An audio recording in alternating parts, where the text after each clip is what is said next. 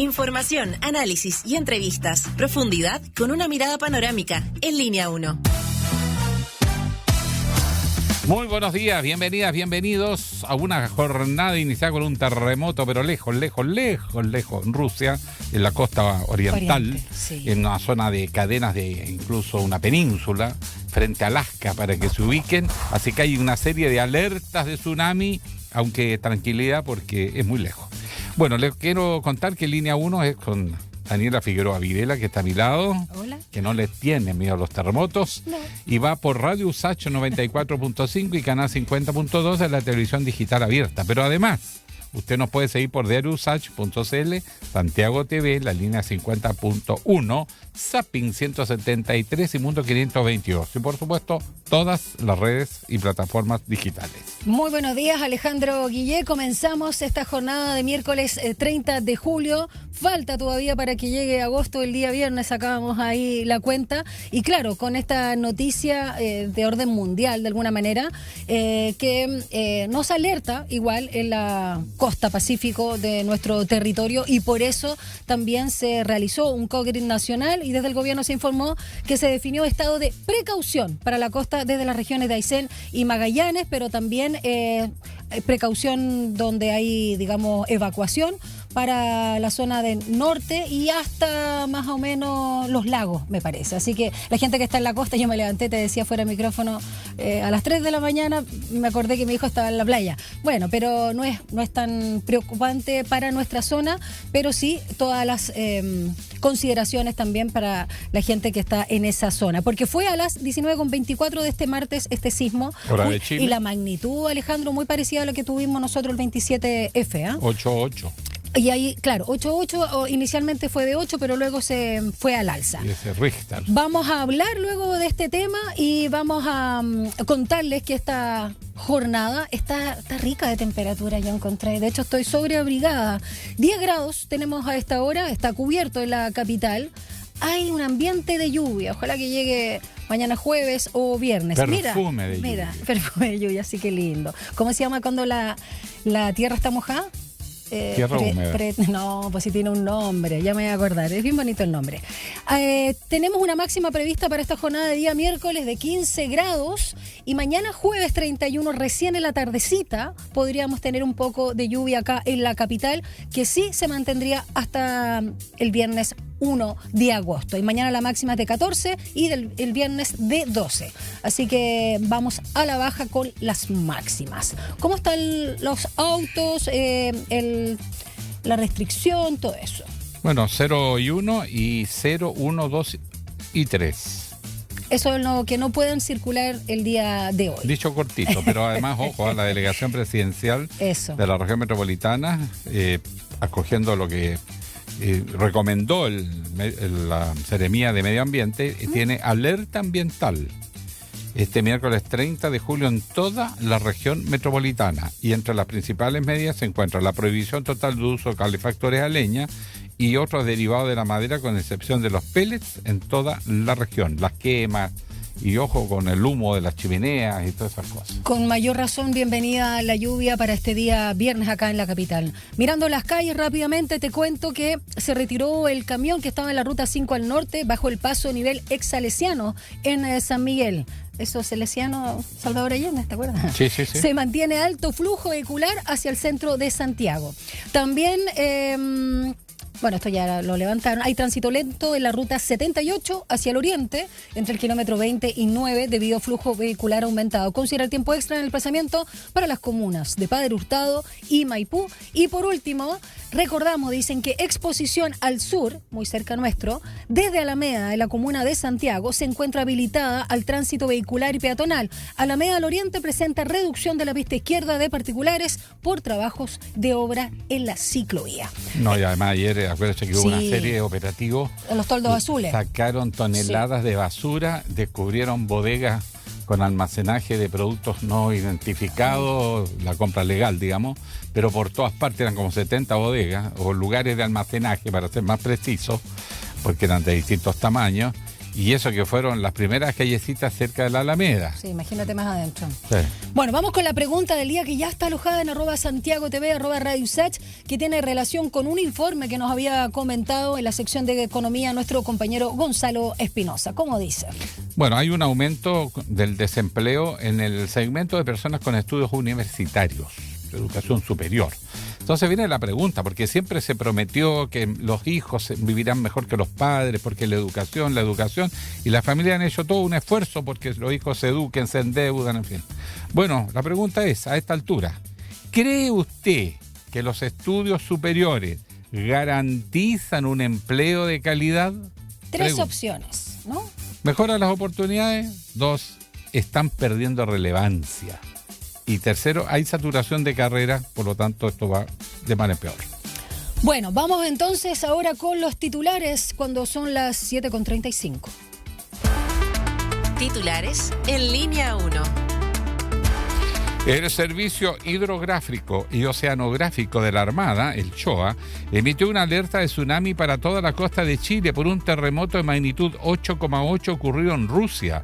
El Servicio Nacional de Prevención y Respuesta ante Desastres aclaró que el eventual tren de olas no llegará antes de las 9:25 de hoy miércoles a Rapa Nui, en la hora local, es decir, 11:25 hora de Chile continental. Ante el posible tsunami que arribaría a Chile continental, sería a eso de las 15 horas, partiendo de norte a sur. Y el gobierno confirmó la suspensión de clases para este miércoles en las comunas costeras ubicadas entre las regiones de Arica y Parinacota y Los Lagos, que se encuentran en estado de alerta de tsunami por el terremoto magnitud 8,8 que afectó a la península rusa de Kamchatka. Así lo informó la subsecretaria de Educación, Alejandra Ratia, en el punto de prensa posterior al último Comité Nacional para la Gestión del Riesgo de Desastres, COGRID, precisando que la medida se aplicará a los establecimientos parvularios y escolares. Diputadas y diputados del Frente Amplio y del Partido Socialista llegaron al Palacio de la Moneda para pedirle al presidente Gabriel Boric que decrete alerta sanitaria en parte de la zona norte de la región metropolitana, producto de las situaciones que se encuentra el Hospital San José. El recinto, ubicado en la comuna de Independencia, presenta un grave déficit en infraestructura y en personal, y además registra la lista de espera más alta a nivel nacional con un promedio de 500 días. También hay récord de ausentismo laboral. Exacto. El fiscal regional de Coquimbo, Patricio Cooper, se refirió al fallo de la Corte Suprema que rechazó por unanimidad su remoción al cargo tras la filtración de mensajes privados en el caso Sierra Bella. Me siento tranquilo, recibo con respeto el fallo de la excelentísima Corte Suprema y me reafirma que las decisiones deben sustentarse en hechos concretos y no en presiones externas, señaló Cooper, junto con afirmar que se trata de un voto de confianza. La Fiscalía Regional de Valparaíso anunció que abrió una investigación de oficio tras los dichos del arquitecto nacional Alejandro Aravena sobre la supuesta intervención de narcotraficantes en la zona de reconstrucción tras el mega incendio que afectó a Viña del Mar, Villa Alemana y Quilpué en febrero del año pasado. En entrevista con Mesa Central de TV13 Radio, Aravena relató que en la reconstrucción en Viña hemos pasado experiencias que son bien brutales, frustrantes, porque mientras el Estado trata de operar siguiendo el conflicto regular o conducto regular con toda esta complejidad, nosotros veíamos al otro lado de la quebrada que desde autos se bajaba gente con sobrefinanciando la reconstrucción. Y en su reunión de política monetaria de julio y después de 7 meses sin ajustes a la baja, el Consejo del Banco Central acordó de forma unánime reducir la tasa de interés en 25 puntos bases hasta 4,75%. La última vez que se reportó una rebaja fue en diciembre pasado, cuando la tasa de política monetaria se fijó en el 5% que se mantuvo por la mayor parte de este 2025. El ministro del Interior, Álvaro Elizalde, informó sobre la creación de un Comité de Coordinación Nacional de Fronteras, instancia interinstitucional, que estará encargada de las instituciones que operan y que tienen competencia en las fronteras del país. La medida propone impulsar una mayor coordinación de los diversos ministerios y servicios vinculados al resguardo de las zonas limítrofes, con el fin de optimizar las herramientas para combatir la migración irregular y el crimen organizado. Nuevos episodios de violencia se registraron durante la mañana de este martes al interior del Internado Nacional Barros Arana, Limba, obligando a la rectoría del establecimiento a despachar a sus estudiantes a sus domicilios en medio del lanzamiento de fuegos artificiales y desórdenes generados por encapuchados al interior del recinto. A raíz de estos hechos, el cuerpo docente de Limba emitió una declaración pública en la que expresan su más enérgico rechazo ante los actos violentos vividos. Para este miércoles 30 de julio, en el programó nuevos cortes de luz en Santiago para mejorar, dice, su sistema y reparar daños por diferentes motivos. La empresa eléctrica, a través de sus canales, comunicó que entre las comunas más afectadas se encuentra Maipú, comuna que tendrá 2 cortes de suministro con 6 horas de duración. Ya son las 7:40. Un diálogo a fondo. Entrevistas en Línea 1. Solo te comento antes de la entrevista a Alejandro Guillé que nuestro auditor, el queridísimo músico Tata Barahona, recuerda, Preticor era el olor a tierra mojada, tierra húmeda. Muchas gracias, Tata Barahona. Ya, el Servicio Hidrográfico y Oceanográfico de la Armada, el SHOA, emitió una alerta de tsunami para toda la costa de Chile por un terremoto de magnitud 8,8, como decíamos, ocurrió en Rusia. Y el Servicio Nacional de Prevención y Respuesta ante Desastre aclaró que el eventual tren de olas no llegará antes de las 9:25 horas de hoy miércoles a Rapa Nui, hora local, es decir, 11:25 horas de Chile continental. Y el posible tsunami podría arribar a nuestro país, a Chile continental, partiendo por el norte, a eso de las 15 horas. Vamos a conversar de estas posibilidades y, por supuesto, los riesgos que tenemos en nuestras costas con Michel Delèvre, consultor y experto en gestiones de emergencias. ¿Cómo está, Michel? Muy buenos días. Hola, muy buenos días, muchas gracias por el contacto. Gracias a usted. Aquí las autoridades han decretado una serie de medidas, pero es bien lejos en todo caso, pero fue feroz. 8,8 según la corrección que se hizo cuando nosotros estábamos en las horas de la tarde, ya cuando caía el día. ¿Qué riesgo real tiene y qué características tuvo este terremoto por lo que se sabe a esta hora? Bueno, este es un terremoto que ya cae dentro de probablemente los top 10. Ya de históricos, es lo que básicamente se denomina un megaterremoto, ya tsunamigénico, por lo tanto genera tsunami, que además quiero darles un dato interesante porque esto es muy importante para la gestión de emergencia en nuestro país. Desarrollar la gestión de emergencia sobre la base de la ciencia y la evidencia permite anticipar escenarios. ¿Y por qué lo señalo? Porque hay un documento publicado por 2 científicos chilenos el año 2022 en Nature, que precisamente analiza esa zona.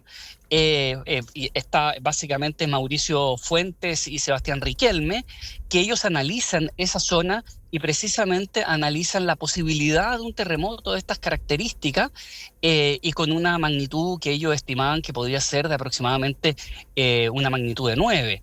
Por lo tanto, ¿por qué lo señalo? Porque muchas veces estos estudios terminan quedando en las bibliotecas, pero no terminan siendo muy utilizados, y lo señalo porque esa misma técnica fue utilizada el año 2021 para simular tsunamis en el Pacífico Sur, incluido varias ciudades costeras de Chile. Por lo tanto, también es un llamado quizá a estos momentos para que nuestros organismos vayan estableciendo escenarios a partir de estudios que incluso han hecho nuestros científicos.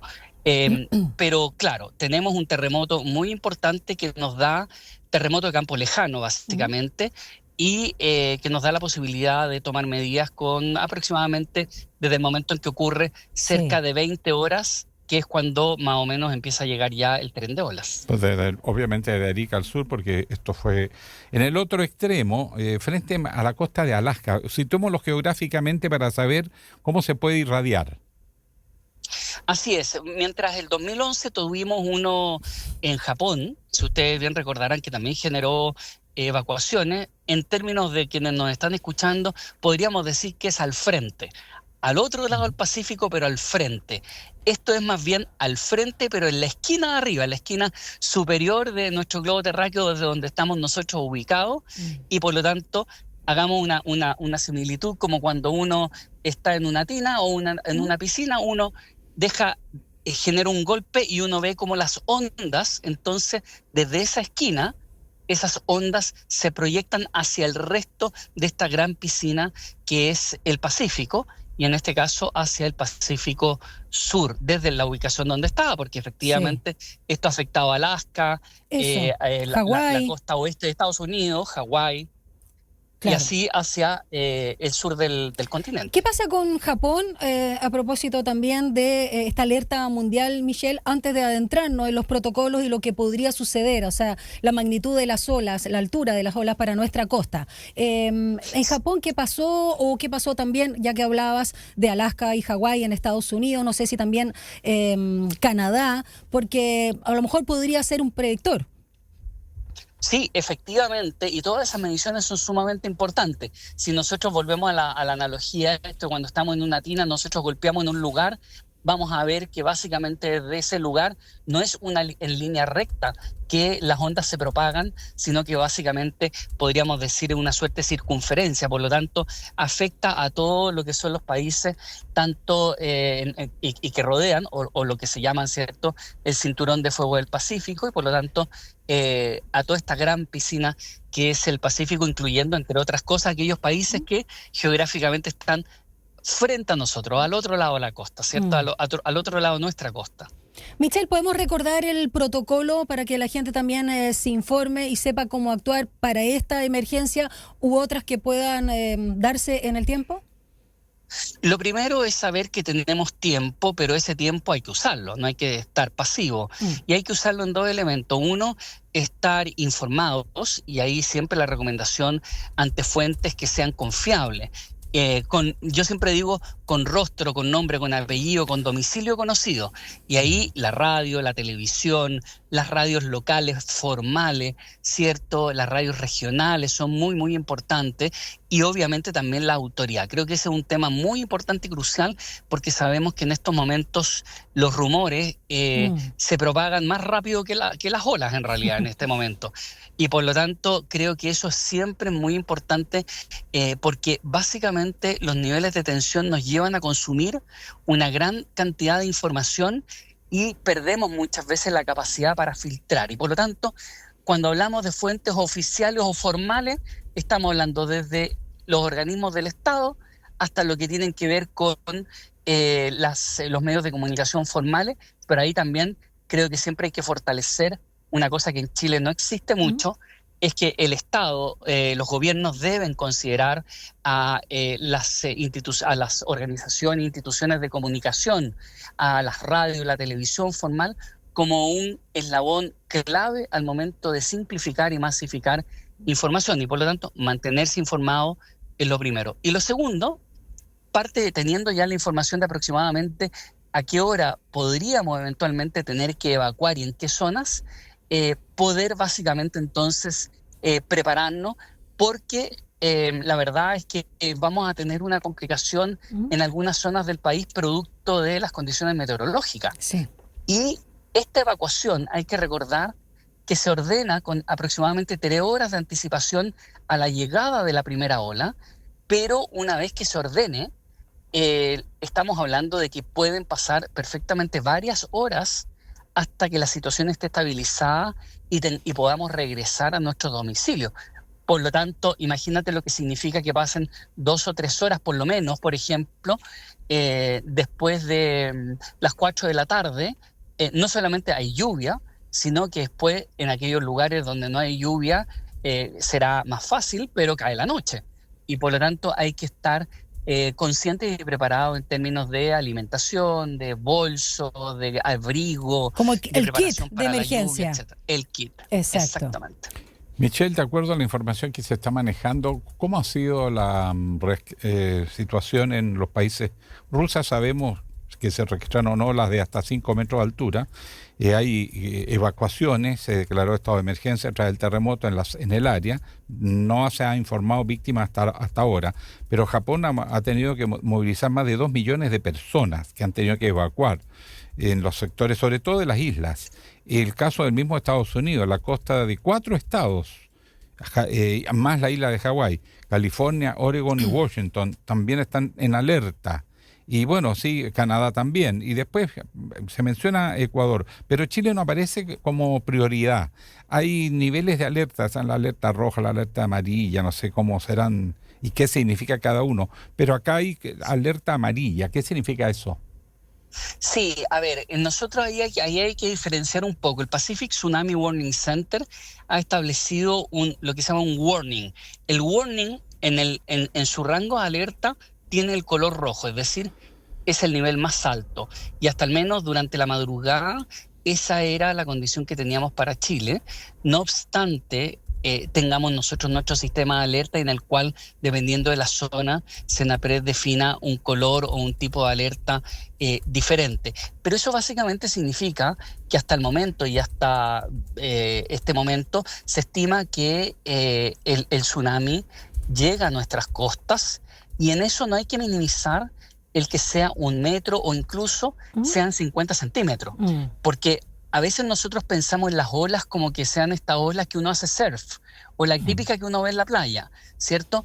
En realidad esta es una masa que, por poca altura que tenga, es una masa que tiene mucha potencia, mucha energía, y por lo tanto, por ejemplo, aunque fuese 50 centímetros y eso golpeara una costa, la verdad es que puede ser muy peligroso para las personas, precisamente por las características que yo les señalo.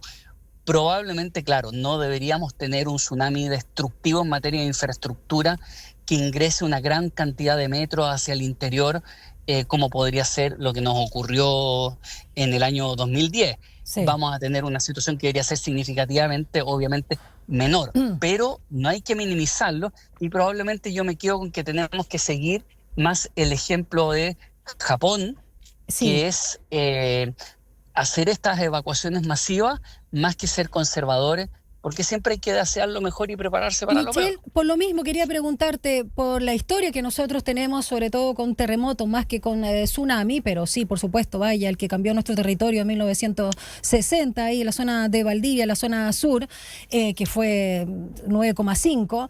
Hablemos de la cultura que tenemos ante las emergencias, porque a lo mejor hemos normalizado, tenemos una muy buena infraestructura en términos de construcción, ¿no?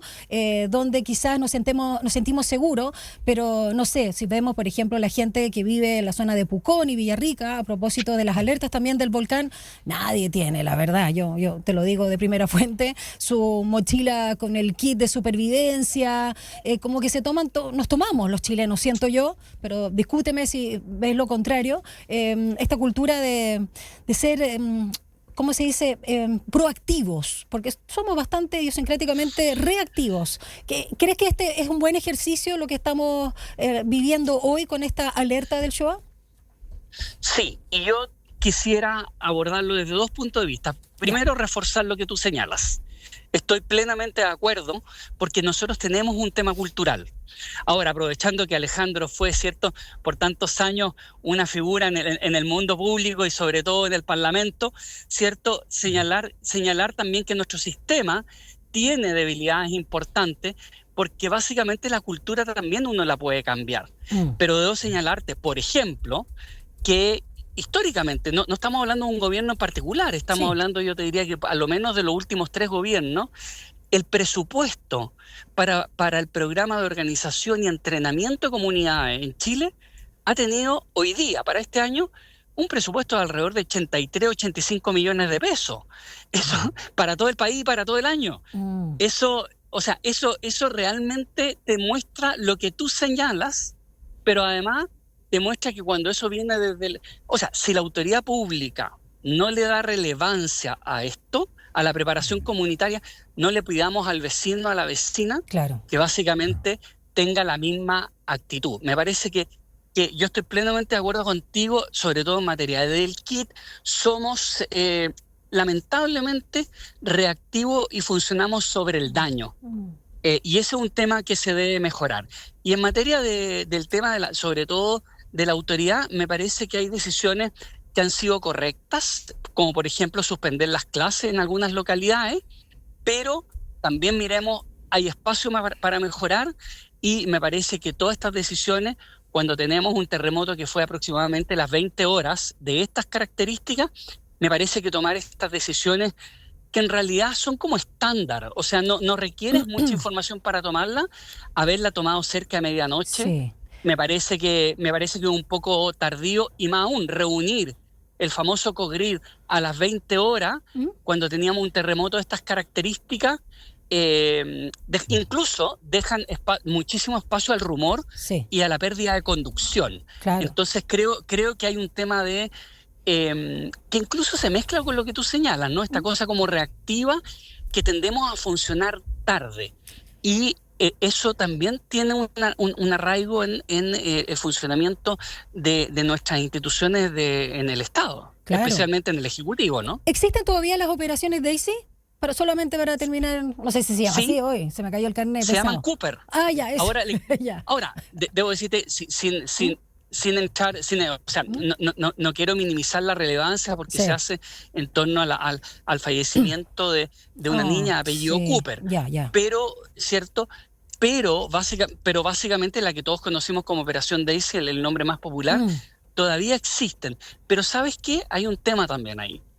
Es que ante terremotos, por ejemplo, en un país con estructura sismo resistente, no es lo primero que uno debería promover si tú estás en una estructura sismo resistente, claro, hacer evacuación. Sí. Porque obviamente ese es el sentido de la estructura, ¿no? Michelle, protegerte. Perdón que te interrumpa, lo que pasa es que nuestro compañero Rodrigo Alcaíno nos manda una noticia que sale en T13, ahora hace 5 minutos, a las 7:50 fue publicada. Dice: Senapred declara alerta roja en todas las comunas del borde costero de Chile ante amenaza de tsunami. ¿A qué se puede deber este cambio de alerta? ¿A que estamos más cerca, se está observando lo que pasa con el océano, el movimiento de las olas? La masa de agua. No, probablemente, yo te diría que probablemente la situación no ha cambiado mucho. ¿Ya? Respecto de lo que se sabía hace 2, 3 o 4 horas incluso. Lo que pasa es que es muy extraño, porque lo que pasa es que nuestra institucionalidad es bastante conservadora al momento de poner las alertas, entre otras cosas, porque la alerta roja gatilla la liberación de recursos. En otros países, la alerta roja hace exactamente lo mismo, pero no hay temor a instalarla, porque básicamente el que tú utilices la facultad o no utilices la facultad, entre comillas, de abrir la billetera, por ejemplo, que es lo que muchas veces te facilita la alerta roja, bueno, es un tema meramente de gestión y decisión pública. Quiero darte un solo ejemplo para graficarlo mejor. El año pasado, hace exactamente un año, tuvimos una racha de viento, claro, a las 0:55 horas de la madrugada. Sí. Senapred puso la alerta amarilla casi 4 horas después de esa racha y ni siquiera la puso roja. ¿Te fijas? Pero ahí, insisto, tenemos un problema nosotros de modelo de gestión que supera con crece, y eso es lo complejo, ¿no? Somos muy amarillos en Chile, parece una administración en particular. Sí, hay mucho amarillo. Mucho amarillo en Chile. La última consulta, aquí con Daniela conversábamos sobre los teléfonos. Claro, las llamadas. Las alertas telefónicas, ¿se sabe si han funcionado? Yo sentí llamados ayer. ¿Ah, en serio? Pero me enojé y dije, ¿quién llama a esta hora? Y no ¿En serio te llegó? Uy, a mí me llegó internamente porque a las 3 de la mañana me acordé que mi hijo estaba en la playa, pero solita. ¿Está funcionando esa alerta, Michelle? Sí, esa alerta sí, pero yo te diría que hay al menos 2 comisiones investigadoras de la Cámara de Diputados que pusieron esto sobre la mesa, porque no podemos ser tan celular dependientes. Desde los adultos mayores, que muchos pueden no tener o no estar suficientemente digitalizados, hasta que incluso hay zonas del país donde básicamente no hay señal celular, por ejemplo. Hay que reforzar entonces y generar redundancia, y la Cámara de Diputados lo ha señalado en 2 ocasiones en los últimos 3 años, de reforzar y generar redundancia en esta alerta, pero por ejemplo, aumentar el uso de la radio, la información por televisión por aire, establecer otros mecanismos que incluso son tecnologías bastante antiguas, como es, por ejemplo, el bloqueo de la señal radial cuando tú vas manejando en el auto. Hasta el día de hoy se usa en Estados Unidos, que cuando tú vas manejando en el auto y, por ejemplo, tienes una alerta tornado, desde el Centro de Operaciones de Emergencia se bloquea tu radio, tu señal por aire, y se manda un mensaje de alerta a tu dispositivo radial. Lo mismo pasa con la televisión digital, etcétera. Pero digamos que la alerta sale al celular, no es una solución, es una herramienta más dentro de la caja de herramientas, y en eso hay que avanzar también. Viva la torre Entel, que permite todas esas cosas. Sí. Bueno, ¿Sí? Entel, ¿Sí? Entel, empresa que nace para terremotos. Claro, exacto. La otra vez vi la historia, no sabía que era de finales de los 60, tan antigua la torre Entel. Súper útil en todo caso. Así es. Muchas gracias. Así es. Michelle, ¿cómo se pronuncia bien tu apellido para no dar jugo? Delerve. Delerve. Íbamos cerca. Digo, estamos bien, estamos muy bien. Vamos bien. Michelle Delerve, consultor y experto en gestiones de emergencia. Muchísimas gracias por aclararnos todas las dudas que tenemos en torno a esta alerta del SHOA para nuestras costas en nuestro territorio a propósito del terremoto y tsunami que ocurrió en Rusia. Un abrazo grande. Gracias, Michelle. Un gran abrazo, que tengan un muy buen día. Gracias, sí, igualmente. Además que si hay tsunami es la borde costero, porque también no hay que alarmarse, sí, porque algunos estaban arrancando en Peñalolén, Río. Ya. Pero sí, ojo, que no es que sean olas, es una masa de agua que se desplaza. Y lo que pasó en Rusia, la los trenes. fuerza que eso tiene, aunque sea baja, pero claro, buena la aclaración. No es como la del sudeste asiático que se vivió ahí, que eran unas altísimas, ¿te acuerdas? No, de terror. Bueno, vamos a una pausa. Cuando son las 8:01 ya regresamos con más Línea 1. Una breve pausa y ya regresa Línea 1.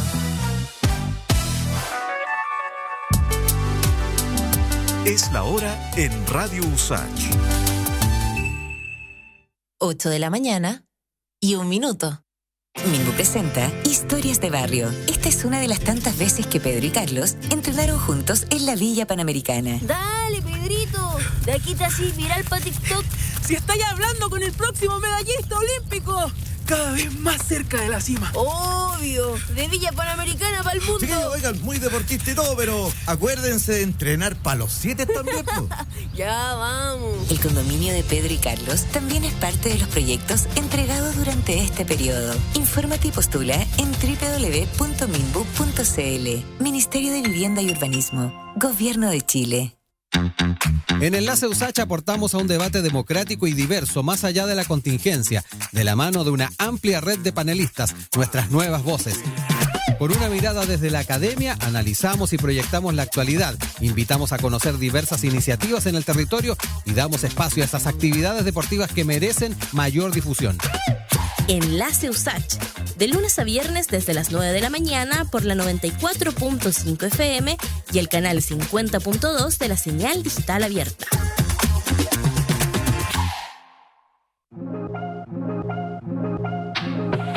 Sé parte de nuestra franja cultural en artes y oficios los lunes y viernes a las 17 horas. Teatro, danza, música, cine, artes visuales, literatura, tradición y vanguardia. En Artes y Oficios conocemos más del trabajo que existe detrás de cada creación realizada por las y los protagonistas del mundo artístico, cultural y patrimonial y de su impacto en nuestra sociedad. La invitación es a discutir la cultura con todas sus aristas. Juntémonos en la 94.5 los lunes y viernes a las 17 horas. Radio USACH, nuevas voces. Estamos de regreso en Línea 1. Titulares en Línea 1. La mañana de este miércoles, el Servicio Nacional de Prevención y Respuesta ante Desastres, SENAPRED, declaró alerta roja para todas las comunas del borde costero del país ante la posibilidad de un tsunami tras el terremoto magnitud 8,8 que se registró en Rusia. El reporte del organismo de emergencia precisó que de esta manera se cancela la alerta amarilla que estaba vigente y que ahora se da hacia la roja, se cambia. Además, considera el territorio insular del país. El gobierno confirmó la suspensión de clases para este miércoles en las comunas costeras ubicadas entre las regiones de Arica, Parinacota y Los Lagos, que se encuentran en este estado de alerta de tsunami por el terremoto magnitud 8,8 que afectó a la península rusa de Kamchatka. Así lo informó la Subsecretaría de Educación a través de Alejandra Arratia en un punto de prensa posterior al último Comité Nacional para la Gestión de Riesgos de Desastres, precisando que la medida se aplicará a los establecimientos parvularios y escolares. Diputados y diputadas del Frente Amplio y del Partido Socialista llegaron a La Moneda para pedirle al presidente Gabriel Boric que decrete alerta sanitaria en parte de la zona norte de la región metropolitana, producto de la situación en la que se encuentra el Hospital San José. El recinto, ubicado en la comuna de Independencia, presenta un déficit en infraestructura y en personal y además registra la lista de espera más alta a nivel nacional con un promedio de 500 días. El fiscal regional de Coquimbo, Patricio Cooper, se refirió al fallo de la Corte Suprema que rechazó por unanimidad su remoción al cargo tras la filtración de mensajes privados en el caso Serra Bella. Me siento tranquilo, recibo con respeto el fallo de la excelentísima Corte Suprema y me reafirma que las decisiones deben sustentarse en hechos concretos y no en presiones externas, señaló, junto con afirmar que se trata de un voto de confianza. Ahora, sobre el autor de las filtraciones, no se ha dicho nada. Nuevos episodios de violencia se registraron durante la mañana de este martes al interior del Internado Nacional Barros Arana, Limba, obligando a la rectoría del establecimiento a despachar a sus estudiantes a sus domicilios en medio del lanzamiento de fuegos artificiales y desórdenes generados por encapuchados al interior del recinto. A raíz de estos hechos, el cuerpo docente de Limba emitió una declaración pública en la que expresan su más enérgico rechazo ante los actos vividos. Y para este miércoles, en él ha programado nuevos cortes de luz en Santiago para, dice, reparar daños por diferentes motivos, mejorar el sistema, en fin, de esta empresa eléctrica. Y lo he dicho que la comuna que será más afectada hoy es Maipú, que tendrá 2 cortes de suministro con 6 horas de duración. 8:06.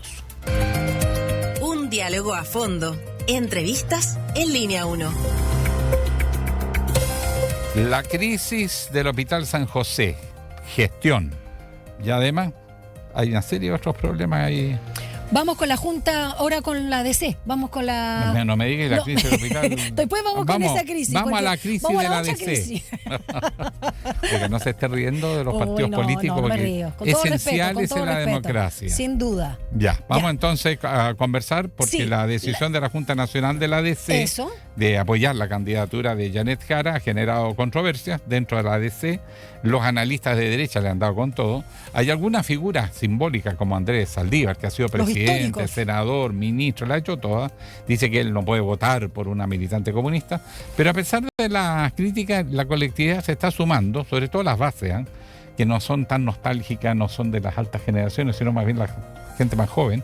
Se ha ido integrando y por lo tanto se está buscando un acuerdo programático y un acuerdo parlamentario donde la DC, entiendo, se estaría jugando por la lista única. Exacto. De eso vamos a conversar entonces con Alejandra Kraus, secretaria general de la Democracia Cristiana, ex ministra del Trabajo en el segundo mandato de la presidenta Bachelet y ex titular del entonces Ministerio de Planificación y Cooperación del gobierno de Ricardo Lagos. ¿Cómo está, Alejandra? Muy buenos días. Muy buenos días, Daniel. Un gusto estar con ustedes. Lo mismo, Alejandro. Oiga, Alejandro, y también Daniela Alejandra. Aquí puro Alejandro. Vamos que se puede. Una consulta práctica. A propósito del terremoto que hubo ahí en Rusia, tranquila, no es por Rusia, sino dentro de la DC. ¿Qué está pasando dentro de la DC horas después? Las bases se están sumando, se están produciendo deserciones. Andrés Saldívar, una figura importantísima, fue incluso precandidato presidencial y postuló en una primaria con Ricardo Lagos, acuérdese. O sea, son figuras de peso. Pero ¿cómo va la procesión por dentro? A ver, como bien indica usted, son... El partido tiene la particularidad que siempre ha sido un partido que reflexiona, que establece posiciones. No es la primera crisis que vivimos. En consecuencia, sabemos enfrentar y construir nuestro camino a partir de estos procesos que no son contrato de adhesión en política. Y en este caso, claramente, nosotros queremos leer programa, queremos construir el programa, queremos ser parte de construir ese futuro. Pero también nos preocupa, digamos, estas posiciones que fueron manifestadas en el seno de la Junta Nacional, y que esperamos que por el bien del partido, por el futuro del partido, por los desafíos que el partido tiene, asuman que la democracia cristiana va claramente y en forma reiterada estableciendo su domicilio político. Y su domicilio político es lejos de la derecha y sin duda habiendo superado la Guerra Fría y el anticomunismo propio de la década de los 50, de los 60, cuando el mundo se enfrentaba entre marxismo y capitalismo. Entonces, siento que tenemos un desafío tremendo, cómo este humanismo cristiano, cómo nuestros pensamientos, ideales, sueños, pueden vincularse con una ciudadanía que es distinta, una sociedad, un mundo muy distinto a lo que fue hace décadas atrás. Entonces, yo invito, y por el bien del partido, porque ellos han permanecido en el partido, declaran amar al partido, yo creo que es bueno hacer este diálogo intergeneracional, encuentro de generaciones, para enfrentar este nuevo mundo, les insisto, a partir del humanismo cristiano, para que son elementos esenciales para nosotros. Quiero preguntarle su opinión o cómo siente el encuadre informativo que se ha dado en los últimos días y también en el último tiempo, por los descolgados, por demócratas, por amarillos, pero el último tiempo respecto a esta decisión, incluso antes de la misma Junta, porque se presenta a la DC en el análisis periodístico en crisis totalmente, como que está desapareciendo, y por otro lado que para algunos fue un error esta decisión de apoyar a Janet Jara. Entonces, en ese sentido, preguntarle esa apuesta que usted también dice, ¿no?, de las convicciones, porque hoy nos preguntamos qué es el centro en nuestro país. Lo que me pasa, Daniela, a propósito, bueno, las razones de líneas editoriales de algunos medios, ese es un tema de discusión mayor, más allá de la democracia cristiana. Siempre hay... Los medios tienen, o adhieren a algunos medios, hay una carta iberoamericana que va señalando cómo deben contribuir y comprometerse con la democracia. En consecuencia, son los propios medios los que debieran estarse preguntando de qué manera contribuyen con las líneas editoriales que establecen el fortalecer la democracia, el ser capaces de colaborar con aquellas miedos y fragilidades que hoy día nuestro país y el mundo enfrenta a propósito de esencialmente la ultraderecha u otros, o que han captado captados y coaptados por intereses, más allá de principios y valores. Pero ese es un debate mayor. Yo personalmente creo que establecer quiebres, crisis, son líneas editoriales que se alejan del verdadero espíritu que existe en la gran mayoría del partido. ¿No genera presión, perdón Alejandra, presión, o no generó presión para la Junta? Yo creo que terminó no generando la presión buscada. O intencionalmente orientada, porque en forma muy categórica y clara, los militantes, los integrantes de la Junta Nacional tomaron su definición, y la tomaron porque ellos en el territorio, en sus regiones, en sus comunas, saben por qué razón la democracia cristiana debe seguir siendo una propuesta a través de servidores públicos que le hace bien al país. Ellos son los que están en la calle, ellos no están sentados en comedores, ellos no están ellos están vinculados con las organizaciones sociales, en la empresa, en el trabajo, en la calle, y saben por qué razón nuestra misión, nuestra manera de aproximarnos a lo que la ciudadanía demanda, la forma como dialogamos con la ciudadanía, sigue siendo tan necesario, tan vigente. Alejandra, ¿es percepción o lugar común nomás decir que en general en los jóvenes hay mucho menos prejuicios de todo tipo y por lo tanto el tema del comunismo no es lo que significó para las generaciones mayores de los 50 y 60, donde están enmarcados los que han hablado, sobre todo en el partido, expresidentes, que ya, bueno, tienen algunos años también y que vienen de esa época de la Guerra Fría, por decirlo así. Yo coincido absolutamente con lo que usted está señalando, Alejandro. Las nuevas generaciones tienen otra visión del mundo, son otros los desafíos que ellos quieren enfrentar.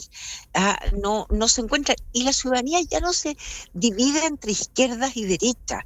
Por eso ese quién ocupa el centro, si son otras maneras como buscan y anhelan que la política de verdad les signifique algo en su vida. Entonces, creo que equivocamos absolutamente cuando tratamos de instalar temores a asperezas o diferencias.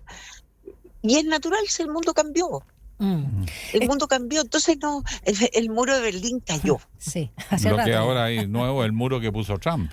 Esa es otra cosa. Deberían estar más preocupados de eso. Por eso, el tema migrante, el fenómeno migración, cómo resolvemos encuentros de culturas. Por eso son otros los desafíos. Los jóvenes, cuánto yo que he tenido que aprender de esta nueva forma de ser. Imagínense, Alejandro, Daniela, puede que no recuerden, el escándalo en este país que en los 90 discutíamos que se terminaran las diferencias entre hijos naturales y legítimos. Sí. Cuando discutíamos sobre el matrimonio civil y el escándalo que significaba. Que hasta esos años las mujeres que tenían una pareja en paralelo cometían delito. Adúltera, claro. Entonces, habían fenómenos. El mundo cambió. Hoy día con nuestros hijos, con esas generaciones dialogamos de manera distinta. Les importan cosas distintas. Alejandra, perdón que te interrumpa en esta reflexión, pero quiero ir nuevamente ya a el tema de la candidatura, ¿no?, de Janet Jara, recordando que estamos, por supuesto, con la secretaria general de la Democracia Cristiana, Alejandra Kraus. Ya se ha visto, ¿no?, la figura del diputado Eric Aedo desde un inicio, respaldando, por supuesto, a Janet Jara, y ahora va a integrar su comando. Y también está hecha la invitación al senador Ricardo Lagos Weber, que sabemos que su primera opción era sin duda Carolina Toá. Pero hoy la prensa también publica, en este caso el diario La Tercera, un reportaje que dice así: Alejandra Kraus, la camarada aliada que pavimentó el triunfo de Jara en la DC. Me imagino que lo leyó. Primero, cuán cierto también es este reportaje en relación al encuentro que tuvieron ustedes, o se conocieron y forjaron una amistad por ahí por el año 2016 con Janet Jara. Y se nos puede hablar un poco de ese encuentro y esa amistad. Bueno, ahí estaban a propósito de las líneas editoriales o cómo se construyen relatos. Claro. Cómo se van construyendo relatos. Daniela, lo primero, yo soy primero, segundo y en tercer lugar, demócrata cristiana. Esa es, y cuando Alberto Undurraga me convoca a ser parte de su mesa nacional, es porque me invita a un proyecto cómo podemos fortalecer la democracia cristiana. En consecuencia, todas y cada una de mis definiciones han tenido como propósito, como prioridad esencial, es enfrentar a la democracia cristiana y fortalecerla. Lo dejo así de claro. Ya, nada de camarada, entonces. No, pero sí, los demócratas se tratan de como camaradas, se tratan. Por eso. Ustedes. Sí, pues somos camaradas. También Ahora, sí, está bien. Compañero. No es compañera, eso, toda la razón. No, camarada está bien. No, nosotros somos camaradas. Bueno, ¿y su relación entonces con Janet Jara? Con Janet Jara, mientras yo fui ministra del Trabajo y asumo en noviembre del 2016, ella ya era la subsecretaria de Previsión Social, y trabajamos muy, muy colaborativamente. Cada uno en las funciones que la presidenta Bachelet nos encomendaba. Ella fue una leal colaboradora, tanto de mi trabajo liderando el Ministerio del Trabajo como de la presidenta Bachelet. Y coincidíamos algo que es muy cierto que dice ese relato construido ahí en La Tercera, es que probablemente siendo ambas católicas, con trabajo en poblaciones, coincidimos en la justicia social y en consecuencia los elementos esenciales de la seguridad social los podemos compartir. Y por ahí va. Y compartir ese propósito. Pero en definitiva, mi rol ha sido esencialmente representar a la democracia cristiana, sus objetivos y propósitos. Alejandra, y en respecto eso he trabajado a ese objetivo, buscando las mejores decisiones. Respecto a ese objetivo, hay dos áreas que se nos van a abrir. El primero es programático. Los acuerdos políticos son programáticos. Nadie le va a pedir a otro que renuncie a su ideario, además entrar en una discusión media talibana donde nadie se va a convencer. Es en torno a un programa común para un mediano largo plazo, porque no basta solamente alianza por un gobierno, una alianza que vaya creando gobernabilidad a futuro. ¿Sí? ¿Cómo van a integrarse porque eso hace ruido, al acuerdo programático? ¿Y qué señales hay que dar, cree usted, más o menos rápido, para que se tranquilice todo el mundo? Porque aquí algunos ya están pensando que le van a expropiar, no sé, la exportadora de productos a China, ¿no? ¿Cómo van a incidir? Y no sé qué vamos a hacer. Además, a ver, lo primero es... lo primero hay que señalar que el voto político y lo que se indicó es que dentro de un acuerdo, en el marco de un acuerdo programático y parlamentario, convergiera el apoyo de Janet Jara Roman. En consecuencia, lo programático es esencial para la democracia cristiana y el acuerdo parlamentario. Dos ejes esenciales. ¿Es lista única? En materia de acuerdo... ¿Perdón? ¿Lista única en lo parlamentario? Estamos trabajando, intensificando y toda la voluntad de todos los partidos, donde nos volvimos a sentar esta semana en esa línea. No es fácil, requiere de mucha voluntad, mucha generosidad y mucha estrategia y decisiones políticas muy finas. Y en eso estamos todos poniendo nuestros mayores esfuerzos. Muy breve. Ahora, perdón. En tema del programático, la candidata Janet Jara ha invitado a la democracia cristiana. La democracia cristiana debe proponer nombres y ella definir, y en ese proceso estamos. Solo breve para terminar, Alejandra Kraus, preguntarle si tienen ustedes una recomendación, un nombre desde la democracia cristiana para Janet Jara y lo que va a ser su gobierno de coalición en términos económicos, porque la campaña Un Marcel para Janet Jara todavía está vigente. Sí, efectivamente tenemos varios nombres, se lo debemos proponer, ella elegir y en consecuencia trabajar, y la próxima semana tenemos la reunión, digamos, oficial que presidirá el senador Francisco Guanchumilla. Le van a ofrecer colaborador y le van a mandar un bozal también para que lo use, porque parece que está teniendo problemas por ahí. ¿Quién? Janet Jara, con un personaje. Bueno. Hablando mucho. Y bueno, muchas gracias, Alejandra. Gracias, Alejandra Kraus, secretaria general de la ADC. Cuídense. Un abrazo grande. Gracias por acompañarnos. Un abrazo para todos y todas. Chao. Gracias. No es por pelar. No es por pelar. Pero en el Jadwe está hace rato. No, sí. Yo creo que no hay que responderle nomás. No. Sí, es un fenómeno que hay que hacerse cargo. Cuidado. Yo no algo estará representando, digo yo. Yo no le exigiría a la candidata que se tenga que pronunciar. Ella, partido. El partido, sí. Intelectualmente hay que entender eso como algo está pasando. Estoy de acuerdo. Que hay que hacerse Pero la cargo. candidata puede tomar distancia porque además no es solo la candidata al Partido Comunista. Breve, Alejandro, antes de irnos a la entrevista, ya comenzó la evacuación en Rapa Nui por la amenaza del tsunami. Recuerden, estamos con alerta roja. Se pasó de alerta amarilla a alerta roja. Dicho eso, son las 8:23. Un diálogo a fondo. Entrevistas en Línea 1. Las noticias, desgraciadamente, son bien complejas en la gestión en el sector salud. Sobre todo gestión. ¿Qué está pasando en el Hospital San José? Los alcaldes, los parlamentarios le piden al presidente que decrete incluso alerta sanitaria. Parece que el hospital es un desastre, además tiene un desfinanciamiento. Se pagan millonarias licencias que se prolongan por años. Ahí es un problema de gestión. Vamos a conversar con el senador socialista e integrante de la Comisión de Salud de la Cámara Alta, Juan Luis Castro. ¿Cómo está, senador? Buenos días. Buenos días, senador. ¿Nos escuchamos? A ver, vamos a pedir ahí la comunicación. Vamos a pedir ahí que nos arreglen la comunicación telefónica para hablar de esta crisis que han dicho que se ha vuelto insostenible. El diputado Giordano, que es parte también de los parlamentarios que critican, dice que esto no es una crisis sanitaria, ya es una emergencia. Senador Castro, lo escuchamos.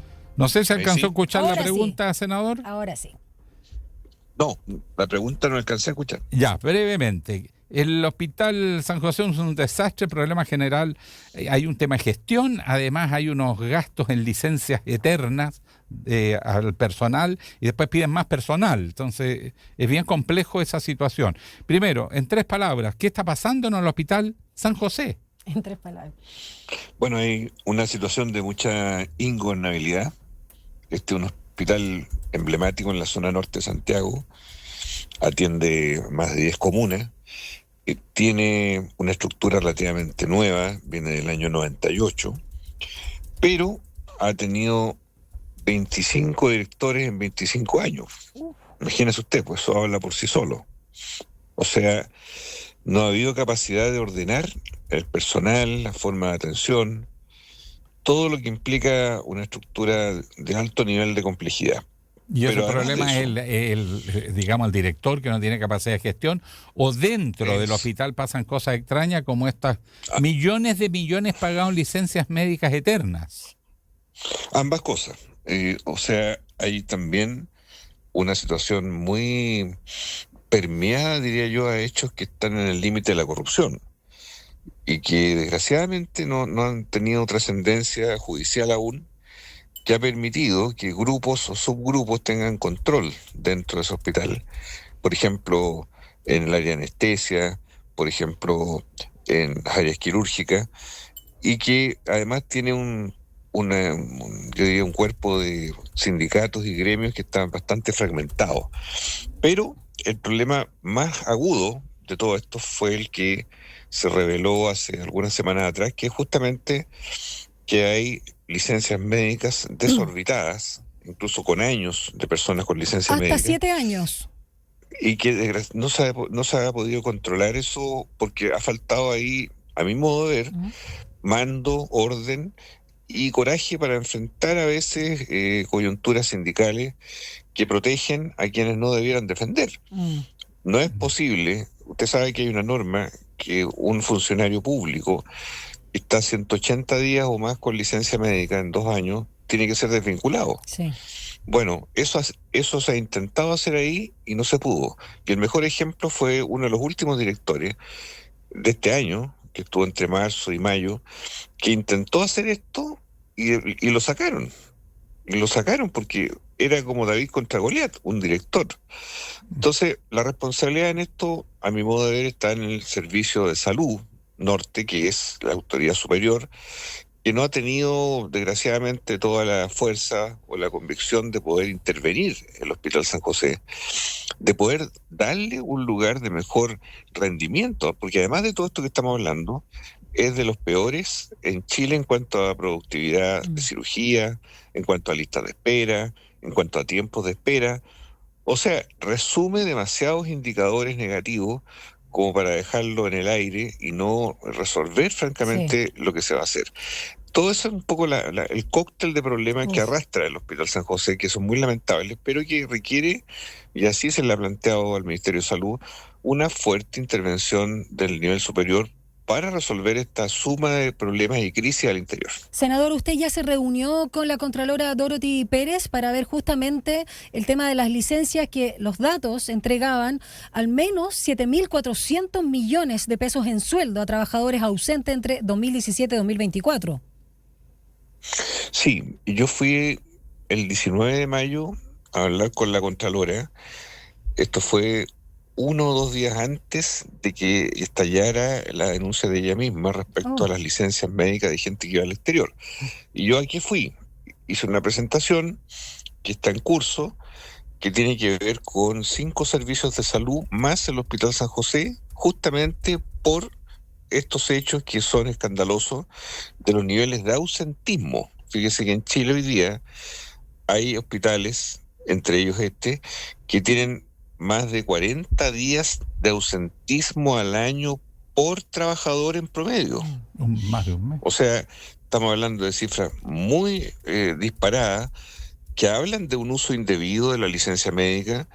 E incluso en uno de los casos, usted recordará una banda colombiana hace 2 años atrás que fue detenida, incluso está en juicio en Chile por vender licencias médicas. Bueno, había gente que había comprado a ese grupo también licencias médicas. O sea, hay un conjunto de derivaciones ahí muy delicadas respecto al mal uso de la licencia médica en ese hospital. Por eso es que no me extraña a mí, y es correcto la petición de los alcaldes, de tanta gente que son beneficiarios, son personas líderes de la comunidad que se atiende ahí, que ya dicen basta, y exigen y piden, ¿verdad?, una intervención. Y yo creo que eso es muy razonable, y ojalá, entiendo que llega un nuevo director en estos días del hospital, ojalá haya fuerza suficiente para poder hacer los cambios, porque es realmente bochornoso el estado en que está un hospital tan significativo para el área norte de Santiago. Y consulta breve nomás, la conversación con la Contralora, ¿se va a hacer cargo ella de esto? ¿Tiene algo que decir? Sí. ¿Y el presidente? ¿Qué poderes especiales para intervenir el hospital? No, o sea, hay facultades del propio ministerio, sin siquiera llegar al presidente, pero en todo caso la Contraloría está en desarrollo de esta auditoría interna. Espero yo reunirme nuevamente con ella para saber los avances, pero esto está en el marco general, sobre todo el caso de licencias médicas, de un abuso muy descarado de determinados funcionarios públicos. No son todos, ni mucho menos, el grueso hace las cosas bien, pero este régimen abusivo de otorgamiento de licencias, médicos a veces demasiado comercializados en su estilo, que se dedican a vender licencias médicas, son un reproche ético, pero también funcionarios que por años recibían su sueldo, se declaraban enfermos, volvieron de nuevo a salir con licencia. O sea, todo un circuito en el fondo para no ir a trabajar. Sí. No ir a trabajar. Y eso es lo lamentable que ocurre en un hospital donde que no vaya el personal significa que la lista de espera sube. Y de hecho, la atención realmente indigna. El diputado Giordano, senador Castro, decía, vemos pacientes día a día que se atienden en sillas, vemos falta de insumos, falta de personal, a propósito de lo que señalaba, falta de maquinaria, y a pesar de los oficios, de las fiscalizaciones, de todas las acciones que hemos llevado adelante de distintas diputaciones y actorías de los gobiernos locales, no hemos tenido la respuesta del Ministerio de Salud que quisiéramos. Es correcto, yo he estado ahí también, he estado en el servicio de urgencia, es tal cual. Parece un servicio de urgencia de guerra, prácticamente. Claro. Es muy indignante para la gente, y creo que este es el hospital número 1 de Chile que tiene que ser claramente intervenido para resolver en favor de las personas un sistema que está muy viciado al interior y que requiere urgente solución. Lamentablemente San José está así, pero esta es la hora, ya no da para más de que esto se le ponga punto final y de verdad le retomemos la dignidad a las personas ahí. Absolutamente. Perfecto. Vamos a estar atentos. Senador, muy agradecido. Gracias, senador Juan Luis Castro. Que le vaya muy bien. Pronto. Un abrazo. Muy amable, hasta pronto. Chao. Integrante, por supuesto, de la Comisión de Salud. Por suerte tenemos a Dorothy Pérez Alejandro. Oye, yo cada día, perdóneme, Chile, pero es que necesitamos un símbolo. ¿Por qué no le haces una editorial un ejemplo? En esta semana? No, sí, ya lo he dicho. Pero más, porque un homenaje. Yo creo que ella ha demostrado que sin necesidad de reformas de ningún tipo, con lo que hay, haciendo la pega, está produciendo un tremendo remesón. Ahora, eso le está ganando enemistades, por cierto. Hay áreas que son problemas objetivos que nunca se han resuelto, que deberían reformarse, pero ella tiene que administrar lo que hay, lo que la ley le obliga. Aquí no hay discreción. La ley la obliga, y ella está demostrando que eso se puede hacer cuando hay voluntad, cuando hay decisión y cuando hay capacidad de gestión. Además, apoyar un muy buen equipo. Eso es el ejemplo de lo que tiene que hacerse. Y acá, en estos hospitales, donde se sabotean a las autoridades que llegan, por eso que se cabrean y se van. Yo conocí casos en Antofagasta, llegaban médicos de determinadas especialidades y lo estaban esperando sus pares en el aeropuerto para decirle, ándate de aquí porque te vamos a bloquear. Y el tipo tomaba el avión de vuelta. O sea, así no se pueden seguir administrando los hospitales. O que se trabaja a ciertas horas porque el resto no quieren que contraten más gente para que trabajen jornada completa en los hospitales. Entonces se aprovechan muchos hospitales mitad de jornada. Claro. Y entonces crear hospitales cuando están subutilizados simplemente porque hay intereses gremiales. Yo creo que llegó la hora de pegar la mesa, y por eso necesitamos muchas Dorothy Pérez para recuperar esto de una vez. Y a propósito de la entrevista que vamos a tener a continuación, Alejandro Guillé, solo recordar la pregunta del día. Informe reveló un aumento del desempleo en el segmento de personas con educación superior. ¿Crees que los estudios garantizan empleo de calidad? 3 opciones en nuestra encuesta. 1, mejora las oportunidades. 2, están perdiendo relevancia. Esto es, obviamente, los estudios superiores en relación al trabajo y empleo de calidad. O la tercera opción es, hay saturación de carreras. La puedes responder en @SantiagoTV, @Radio USACH. Vamos a una pausa y ya regresamos con nuestra última conversación, cuando a esta hora te digo que tenemos 11,5 grados. Muy agradable. Vamos y regresamos. La onda de calor. Una breve pausa y ya regresa Línea 1.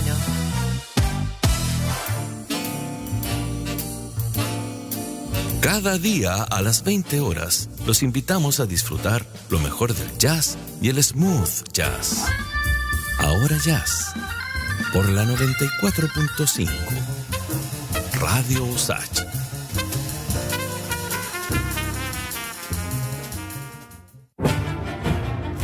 Extensión USACH, Aula Records y Radio USACH presentan Aula en Vivo. Cada semana revivimos los conciertos que se realizan en el Teatro Aula Magna de la Universidad de Santiago de Chile, protagonizados por nuestros elencos artísticos: la Orquesta USACH, Sintagma Musicum, el Coro Madrigalista y el Coro Sinfónico USACH. Miércoles y domingos a las 21 horas nos encontramos en Aula en Vivo, un aporte de Extensión USACH, Aula Records y Radio USACH. Nuevas voces. En Enlace USACH aportamos a un debate democrático y diverso más allá de la contingencia, de la mano de una amplia red de panelistas, nuestras nuevas voces. Por una mirada desde la academia, analizamos y proyectamos la actualidad, invitamos a conocer diversas iniciativas en el territorio y damos espacio a esas actividades deportivas que merecen mayor difusión. Enlace USACH, de lunes a viernes desde las 9 de la mañana por la 94.5 FM y el canal 50.2 de la señal digital abierta. Todos los días a las 12 en punto te invitamos a hacer un recorrido por los sonidos más profundos de nuestro país. El alma nacional. La trova, el canto de raíz, folclore y fusión que unen generaciones. Y cada viernes con música en vivo en las sesiones de El Alma. El Alma Nacional. Justo al mediodía, un encuentro diario con la música chilena por la 94.5 FM Radio USACH y en el 50.2 de la televisión digital abierta.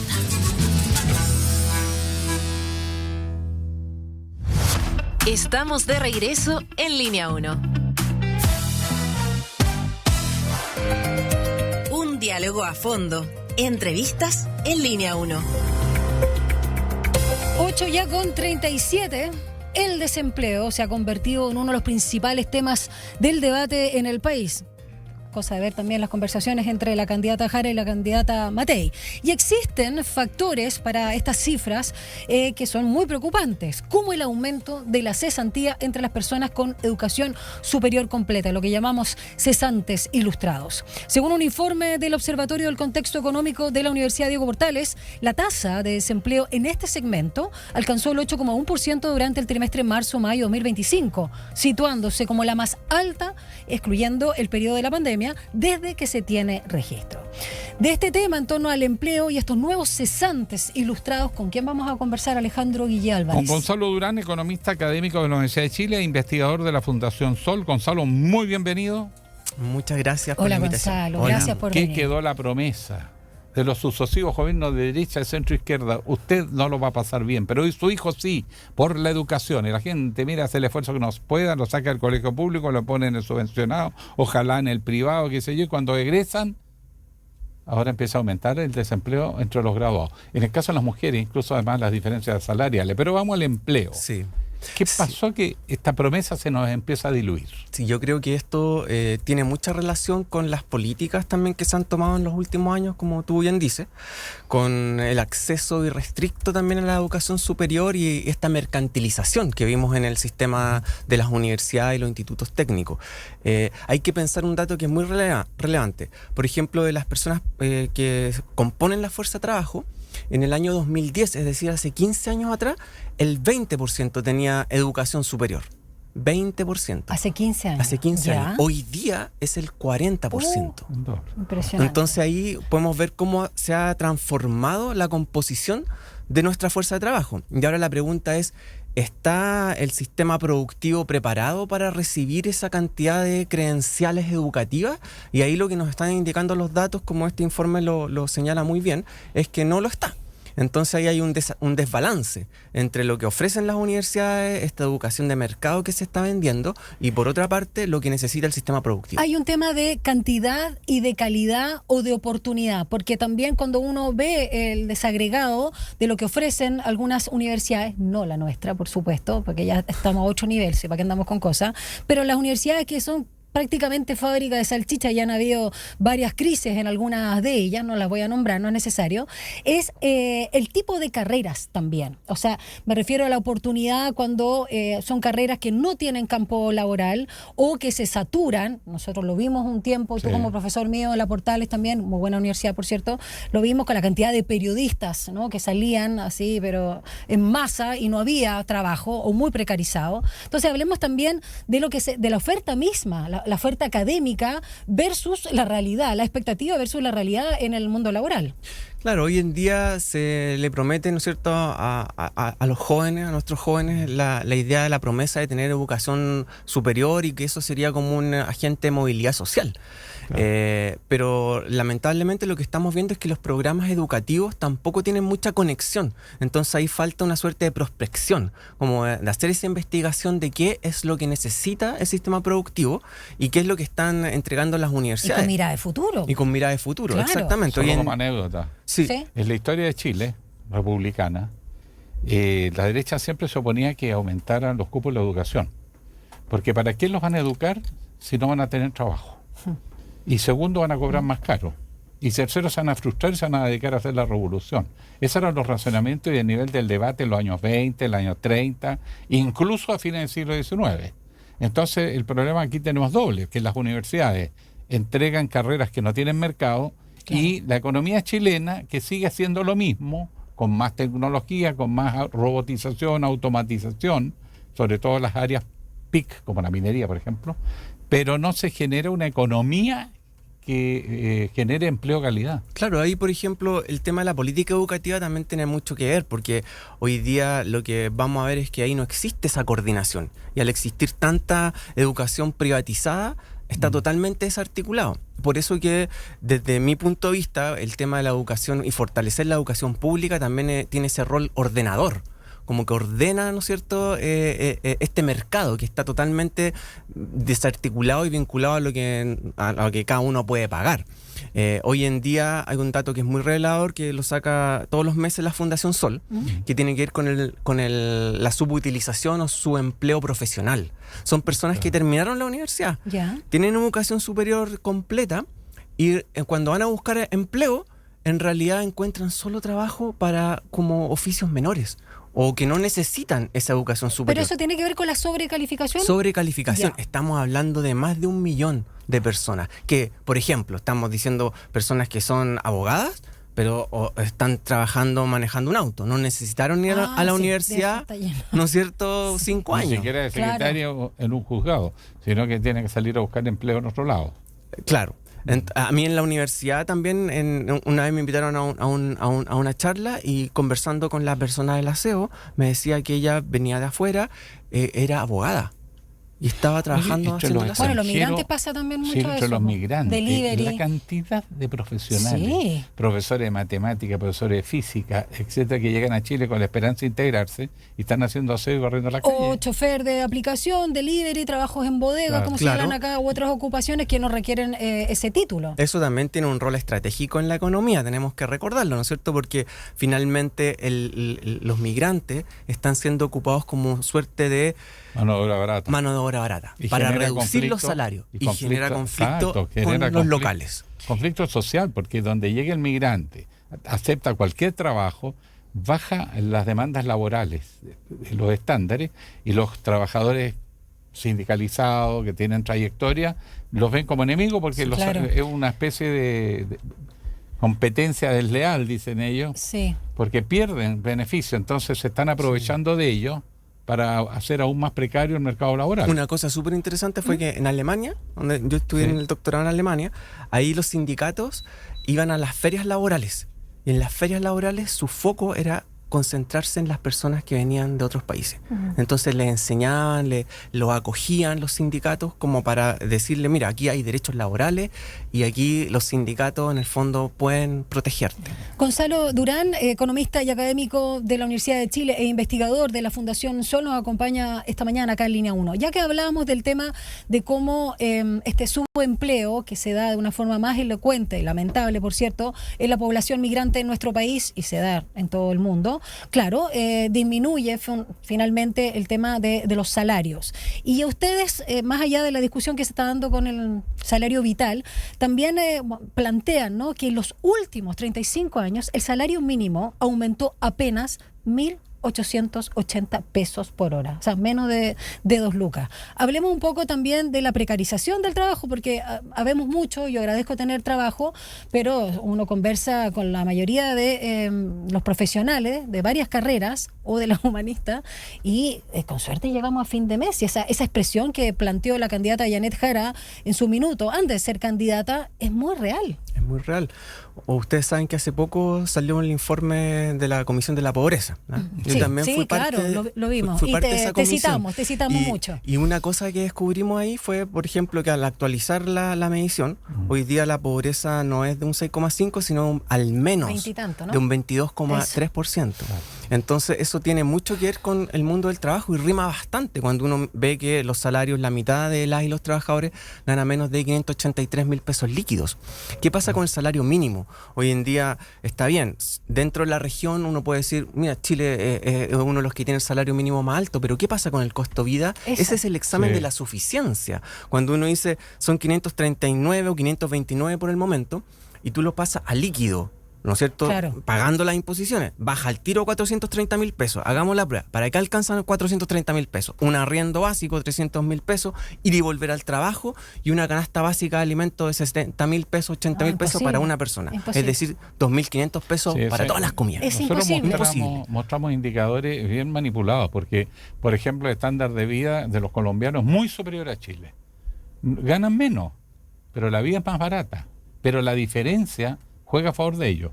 Ecuador, bueno, se ha echado a perder Ecuador por la delincuencia y todo, pero Ecuador es otro ejemplo. Paraguay es probablemente el país más barato de América Latina, con muy poco dinero pueden vivir bien. Por eso que el extranjero llega a estos países, porque le queda un excedente para mandar.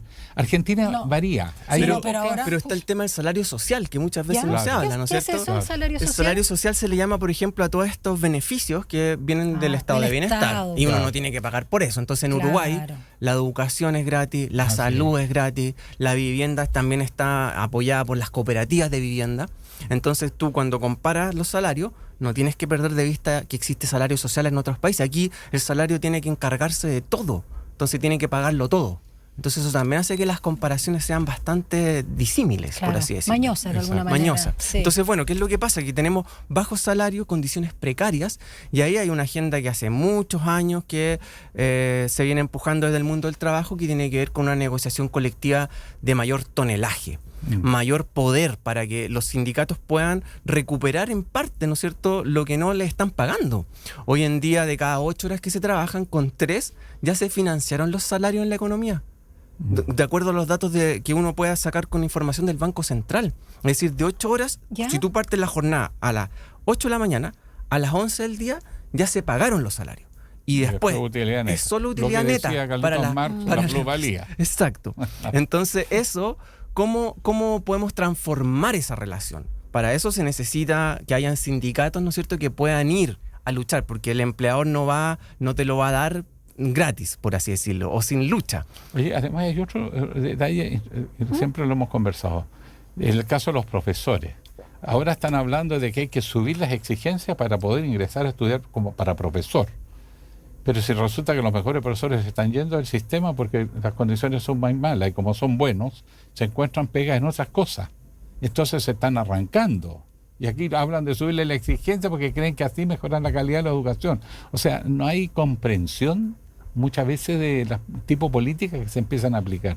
Sí, de todas maneras esto de la precariedad laboral como que afecta a todos los rubros. Uno podría pensar esto como principalmente los empleos menos calificados, pero como tú dices, en el área, por ejemplo, académica, uno también ve que existe mucha precariedad laboral, diferencias increíbles de salario, facultades que están muy bien pagadas versus otras que no existe una solidaridad al interior de la universidad, y eso a nivel de la educación escolar también uno lo ve como nuestros educadores, educadoras, en el fondo no tienen las condiciones básicas para poder dar una educación de calidad, y eso es súper relevante. Gonzalo, ¿cómo desde la Fundación Sol, tú eres uno de los investigadores, pero son varios, y siempre nos acompañan nada más acá con los análisis en Radio USACH, cómo han visto en este escenario que tú nos estás planteando, que estamos viendo el tema justamente del subempleo, o la gente sobrecalificada que trabaja en algo que no tiene título, o los cesantes ilustrados, cómo están viendo la agenda laboral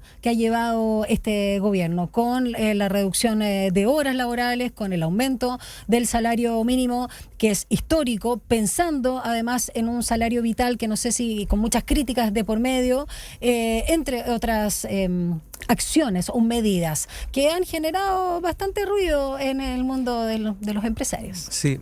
Bueno, yo creo que ahí hay que hacer un análisis también más profundo, porque cuando uno revisa lo que es la idea de una reforma, por ejemplo, a las 40 horas, eso sin duda que es súper positivo, que se disminuyan las horas de trabajo, que en Chile la pobreza de tiempo, que se llama, es muy elevada. De hecho, las mujeres, más del 50% de las mujeres son pobres de tiempo. ¿Qué significa eso? Que no tienen tiempo para un ocio, para consumir ocio, que es súper necesario. Entonces, perdona, Iván, inversamente proporcional. Sí, o sea, finalmente, tanto trabajo y con el tema de la salud, no, al revés, proporcionalmente con el tema de la salud mental, que además es una pésima inversión para las arcas fiscales. O sea, entre más trabajamos, menos ocio, más enfermos estamos. Exacto. Pero dicho eso, que es súper interesante y necesario que se reduzca la jornada laboral, que en ese sentido uno celebra la medida de reducir la jornada laboral, pero no hay que olvidar que esta reforma no fue solo eso. Eso es lo que siempre los titulares olvidan, que no fue solo reducción de la jornada laboral, fue reducción de la jornada laboral y flexibilización de la jornada laboral. Esas dos cosas al mismo tiempo. Entonces, esa parte de la flexibilización yo creo que es muy delicado, porque en Chile ya tenemos un mercado de fuerza de trabajo que es tremendamente flexible, y ahora los empresarios tienen más maniobra para seguir precarizando las condiciones laborales. Eso por el lado de las 40 horas. Y donde está muy al debe este gobierno tiene que ver con la reforma a la negociación colectiva, que fue una promesa y que a nuestro juicio debió haber sido la número 1. La reforma número 1, porque la ramal, claro. La negociación colectiva por rama, porque eso lo que te genera es te nivela la cancha en cuanto a las relaciones de poder, y eso haría que hubiera hecho que, por ejemplo, la reforma a las 40 horas no hubiera tenido tanta flexibilidad, porque los sindicatos por rama hubieran ahí detenido.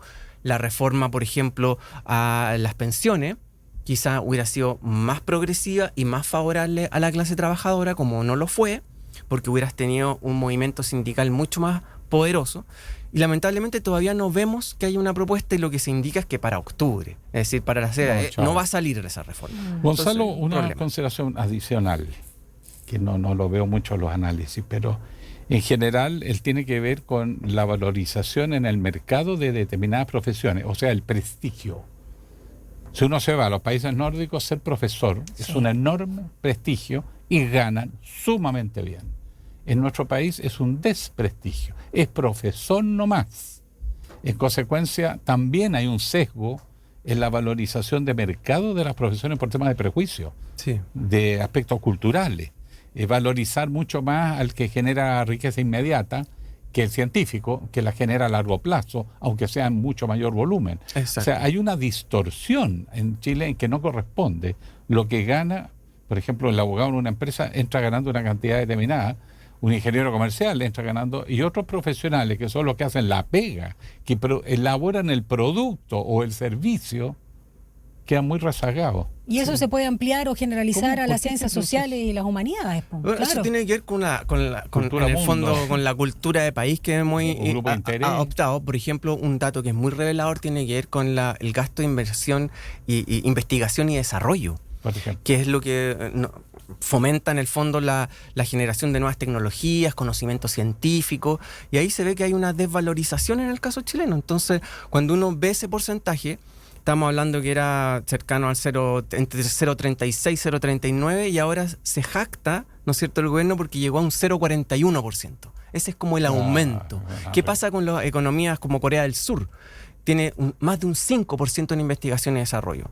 Y con eso generan empleos también que son más productivos, son empleos de calidad. Claro. En Alemania más de un 3%. En Chile estamos hablando de 0,4%. Tú saliste a estudiar afuera, sí. Doctorado. Sí, en Alemania. Tú conociste la situación de muchos chilenas y chilenos que han salido a graduarse al extranjero y posgraduarse. ¿Entre ellos aumenta o disminuye el desempleo? O sea, ¿eres próspero? La posibilidad de, al regresar a Chile, ¿el mercado los atrae o los rechaza porque me va a salir más caro? Yo creo que yo soy una excepción, el tema de que uno sale del doctorado y entra inmediato a trabajar en la universidad. Eso hoy en día lo que se está viendo es todo lo contrario. Personas que tienen doctorados, que salieron con la ayuda del Estado a hacer sus doctorados, vuelven al país y no tienen oportunidades laborales. Es lo mismo que estamos hablando en la entrevista de hoy, esta idea de desempleo ilustrado. Pero no hay que devolver también de alguna manera esa ayuda financiera al Estado, y eso no garantiza un trabajo, esa devolución. No, arréglatelas como. Claro, yo no estudié con esa beca, pero yo entiendo cómo funciona, y es que hay que devolver el doble del tiempo que uno estuvo afuera si es que se queda en Santiago. Pero simplemente es quedarse en la ciudad, acá en Chile, y uno puede trabajar para un privado y hacer rico al privado con la plata que te pagó el Estado. O sea, tampoco existe mayor planificación en eso. Y no hay empleo asegurado. Entonces ahí también hay un problema que es súper delicado de cómo hay una fábrica de generar doctorados, pero que esos doctorados no tienen campo laboral en este país. Por lo que decía, la investigación y desarrollo. Entonces, difícilmente vamos a poder generar empleos de calidad para nuestra población más intelectual, más científica, si no aumentamos la investigación y desarrollo, y eso tiene que ver con una apuesta país. Corea del Sur, cuando después de la guerra, si uno seguía la lógica de la economía, hubiera dicho, bueno, Corea del Sur tiene que especializarse en aquellos recursos donde tiene ventaja comparativa. ¿Y cuál es la ventaja comparativa? El arroz. Hubieran seguido eso, todavía serían una economía pobre. Ellos dieron la vuelta y lo que dijeron, Finlandia, tecnología. Los países nórdicos han hecho de la educación la clave. Y la educación. Y ahí viven muy bien y son reconocidos, como tú señalas, los profesores. Son sí, me llama la atención. No se compraron el modelo gringo como nosotros. No es el consumismo, es el disfrutar de lo que se tiene. Todo es bueno, pero sencillo. Sí, tenían razón los prisioneros con sus canciones. ¿Qué le vamos a hacer? Gonzalo Durán, economista y académico por la Universidad de Chile, investigador de la Fundación Sol. Muchas gracias por venir presencialmente a conversar con nosotros. Siempre te citamos a propósito de los distintos estudios y lo que fue esta comisión, ¿no? ¿Cómo se llamaba? La comisión asesora presidencial para la medición de la pobreza. Eso mismo. Muchas gracias. Y bueno, da todas las coordenadas para que los sigan también, por si no conocieran nuestro público. Yo creo que sí, a la Fundación Sol, página web, todos los estudios que están ahí. Sí, bueno, la página es www.fundacionsol.cl y también paso el aviso ahí que también pueden ingresar a la página web de la universidad en Faxo de la Universidad de Chile, en la Facultad de Ciencias Sociales, y también revisen ahí los estudios y las salidas. Gracias, Gonzalo. Gracias, Gonzalo. Que tenga una buena jornada. Va a ser un poquito frío hoy, sí. No tanto, bueno, sí, lo que pasa es que está agradable, 11,9 ya, digamos 12. No va a subir tanto, 15, pero está como cerradito, está como rico, como para guardarse, dicen. Vamos sobre todo que hay que guardarse de que venga el Eso, 3 minutos, vamos a revisar la agenda cuando faltan 3 minutos para las 9 de la mañana. Las noticias que marcarán la jornada. Ahora, la agenda del día. Uy, que quedé preocupado. Bueno, le voy a contar, gracias. El saludo ahí. Sí, como corresponde, Gonzalo siempre nos ayuda mucho. Le voy a contar que estamos con alerta roja por el terremoto que ocurrió en Rusia, 8,8 en la costa que sería frente a Alaska. Y bueno, hay horarios de evacuación, pongan atención. Vamos. Arica, Parinacota, Tarapacá e Isla San Félix desde las 11 de la mañana. Antofagasta, Atacama, Coquimbo, Valparaíso, Higgins y Juan Fernández desde justo el mediodía, 12 horas. Maule, Ñuble, Biobío, la Araucanía, los ríos y los lagos desde las 13 horas. Aysén, aquí es precaución, desde las 15 horas. 14 horas continental, claro, local 15 Tienen horas. horario claro. distinto. Magallanes, precaución también, desde las 17 horas local, 16 horas continental. Ya en el territorio antártico se le comunica a los pingüinos que tienen que subirse a las 15 horas, 14 horas continental.